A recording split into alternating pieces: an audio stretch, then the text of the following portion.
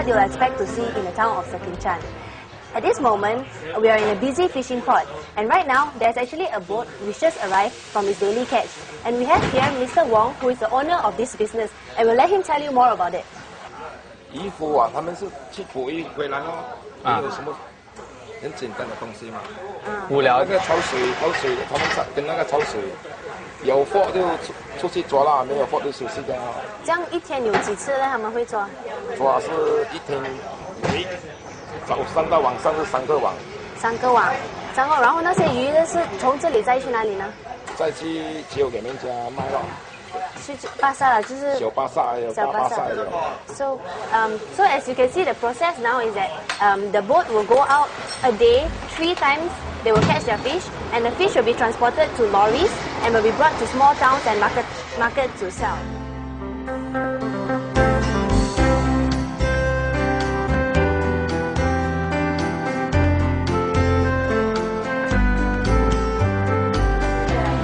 So what Meeting has said that she explained that basically the Teo Chew fishball is being made by the fish catch early fresh in the morning and everything is catch locally.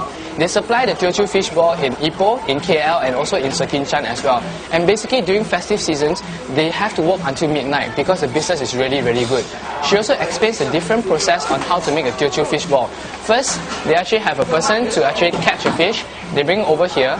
As you can see over there, the mate is actually chopping off to take off the bones. And basically they'll put inside a machine and they'll actually have to blend it really finely, and they have different other machines to sort the fish out to make sure that the meat and the bones are sorted out. And finally they put into a machine and they mix it together and finally they produce the Teo Chew fishball.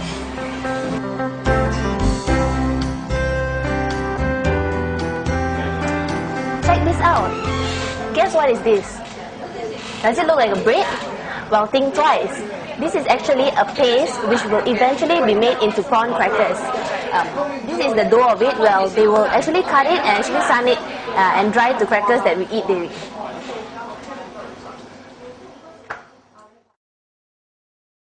So 潘先生，现在你在做切这是吗？是。有一种很香的味道。这个是那个虾味来的。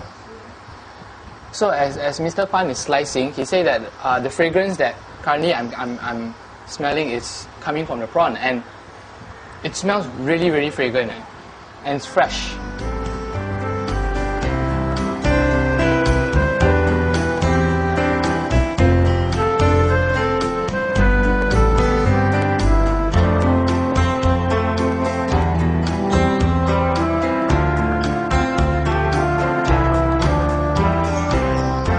So what Mr. Pan has said is that basically they put all the dried crackers here for a dry process, and basically it depends on the weather.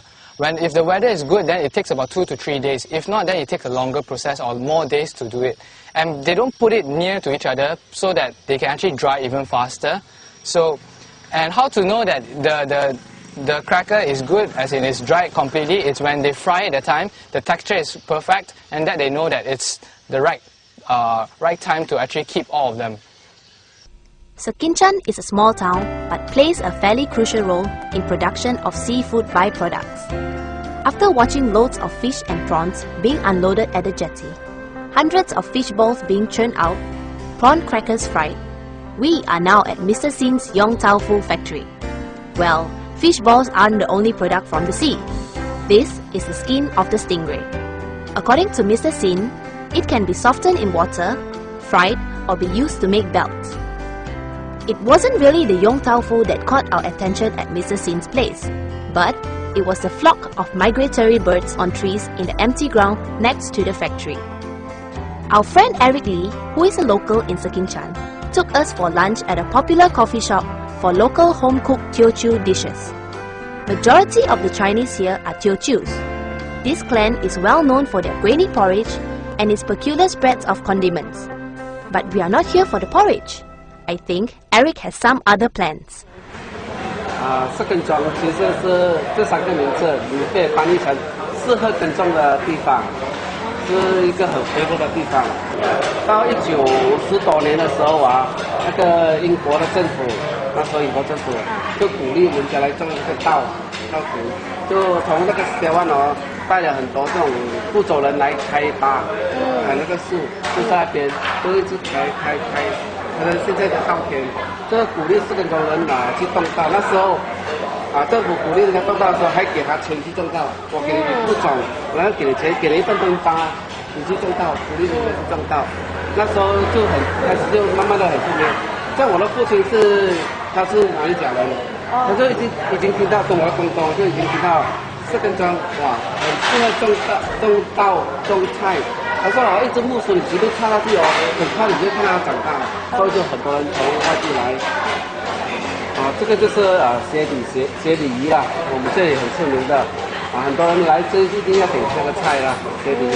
然后这个是辣椒虾，这个虾拿去刀去推，然后掺一点那个菜脯，然后炒辣，也是很开胃的一个菜。